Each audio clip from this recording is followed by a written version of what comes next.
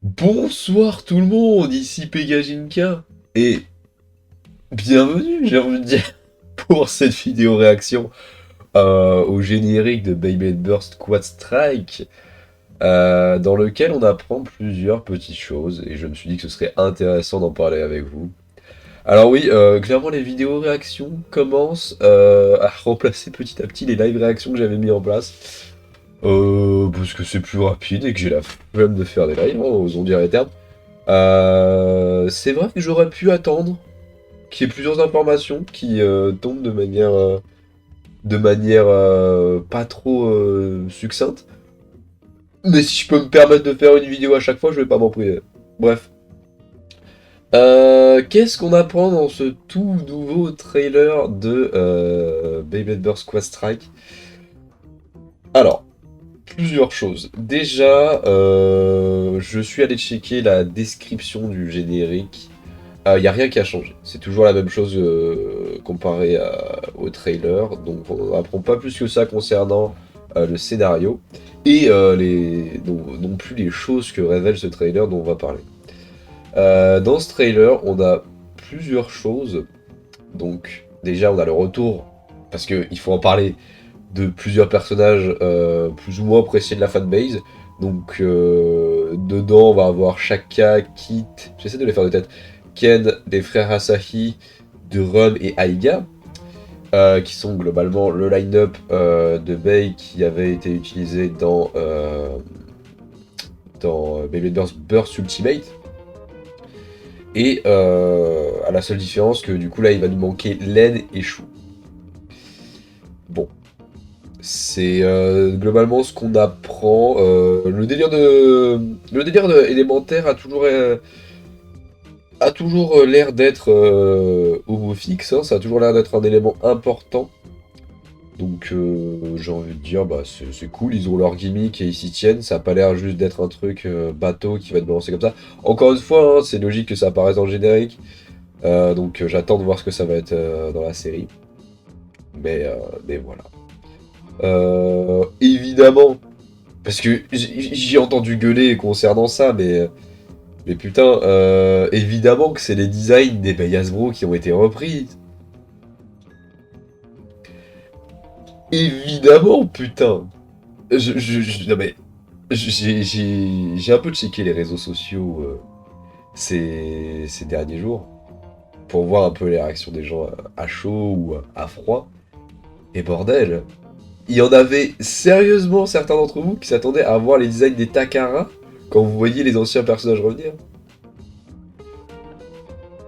Je suis conscient que la plupart de ces personnes n'ont pas... Merde, pardon pour le bruit. Je suis conscient que la plupart de ces personnes n'ont pas conscience des objectifs d'une entreprise. Mais sachez que le but d'une entreprise, c'est avant tout de faire de la thune.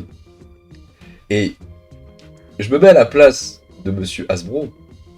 Si j'ai l'opportunité d'utiliser l'image des personnages qui font bander les fans et de promouvoir mes produits en même temps, même si ça crée une incohérence temporelle ou ce que tu veux entre Takara et Hasbro, mais évidemment que je le fais. Évidemment que je le fais. Fallait s'y attendre.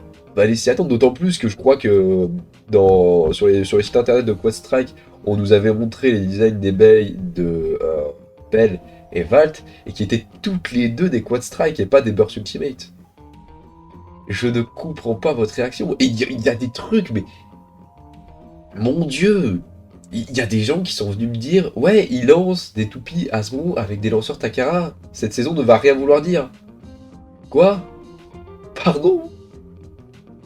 Depuis quand tu juges une série sur la qualité de sa promotion de produits dérivés?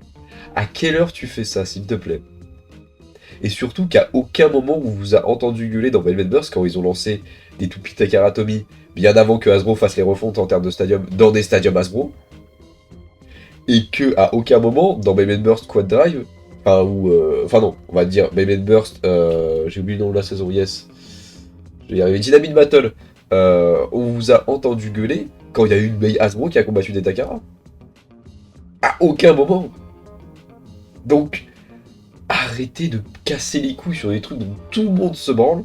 Vous les premiers, hein. Vous les premiers d'ailleurs. Et s'il vous plaît, soyez un minimum pertinent dans vos remarques ou fermez vos gueules. Faut pas faire un d'entre-deux parce que évidemment que vous allez dire de la merde. Bref, je m'énerve un peu. Sinon, ma réaction. Je suis désolé, mais je reste toujours mitigé.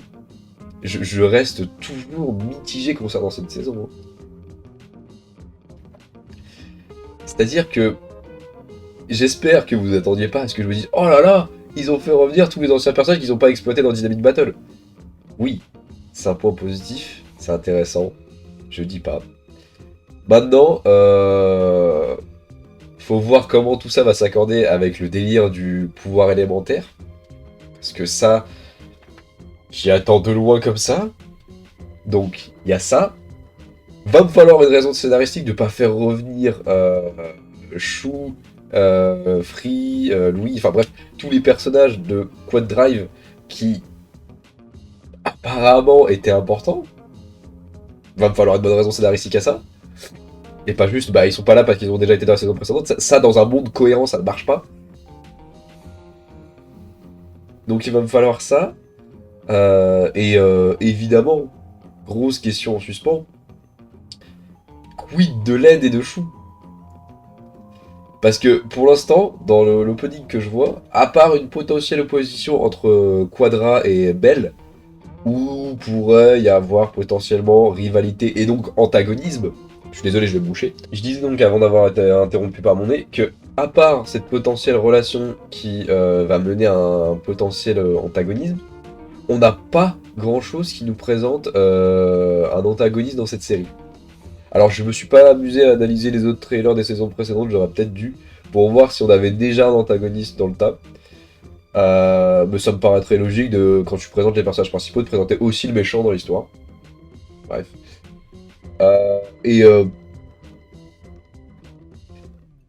J'ose dire les termes. Est-ce qu'ils vont oser un LED antagoniste saison 7 avec Chou pour le ramener sur le chemin de la rédemption, exactement comme dans la saison 5. Est-ce qu'ils vont avoir ses couilles? Parce que, pareil, quand j'ai fait cette remarque, on m'a dit mais non, il était déjà méchant dans la saison 5, ça n'aurait aucun sens. Je suis d'accord avec vous, que suite à son développement, ça n'aurait aucun sens. Je suis d'accord avec vous les amis. Je reprends ma take. Est-ce que quand t'es Monsieur Hasbro, que t'as la potentialité d'exploiter l'image des héros et des antagonistes qui font bander les fans, et que tu peux te permettre de foutre du fan service partout dans une saison que t'as acheté, est-ce que tu le fais pas? Regarde-moi dans les yeux et ose me dire que Hasbro ne le ferait pas. Ose me dire ça. Je pense que Hasbro va le faire. Je pense très sérieusement que Hasbro va le faire. Et j'espère avoir tort ou que ce sera bien fait. Mais je ne suis pas rassuré. Je suis pas non plus, comment dire, je suis pas non plus désespéré. Hein. C'est-à-dire que c'est pas parce qu'ils ramènent les anciens personnages que ça va être de la merde, hein, soyons clairs. C'est pas parce qu'il y a des Bayasbro que ce sera de la merde. Le délire élémentaire, même si j'ai quelques réserves, comme j'ai dit dans l'analyse précédente, j'attends de voir ce que ça va donner. Je suis curieux. Tout du moins, au moins autant que lors des saisons précédentes. Et c'est un bon point. Ça veut dire que du coup, il y a du potentiel derrière cette saison. Mais j'attends la sortie de l'épisode 1 de pied ferme. Et voir ce que ça va donner. Et du coup, aussi une vraie question que j'avais pas posée la dernière fois, mais est-ce que ce sera une série en 26 épisodes slash 52 épisodes de 10 minutes? Ou est-ce que ce sera une full série de 52 épisodes en 20 minutes comme on avait eu l'occasion de l'avoir avant? C'est une vraie question. C'est une vraie question. Donc voilà, j'ai pas grand chose d'autre à dire. C'était un trailer qui nous révélait pas mal de choses par rapport à la vidéo précédente, c'est plutôt cool. Évidemment, s'il vous plaît, soyez calme, réfléchis, posez dans vos analyses et allez-y à reculons, j'ai envie de dire. On n'attendait pas trop de cette saison 7. Partez du principe que Baby and Bird, c'est saison 1, saison 6. Et c'est ça qui prend le manga, toute la continuité du manga. Et que ça, c'est plus du bonus. Moi, en tout cas, je pars comme ça pour pas être déçu. Mais c'est ma façon de faire les choses. Voilà. Chers amis, on va devoir se quitter. On se retrouvera peut-être pour, d'autres nouvelles dans le monde du Beyblade, je ne sais pas. C'était censé être fini cette année-là, hein. Je rappelle. C'était censé être fini cette année-là. Et entre Quad Strike qui balance dinguerie sur dinguerie, le fameux 3 de 1 Go Shoot qu'on a vu la dernière fois, j'ai l'impression qu'ils ont un peu envie de relancer la machine. Ça me dérange pas plus que ça.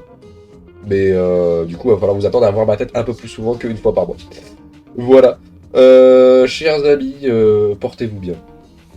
Et je vous fais des gros bisous. Ciao tout le monde.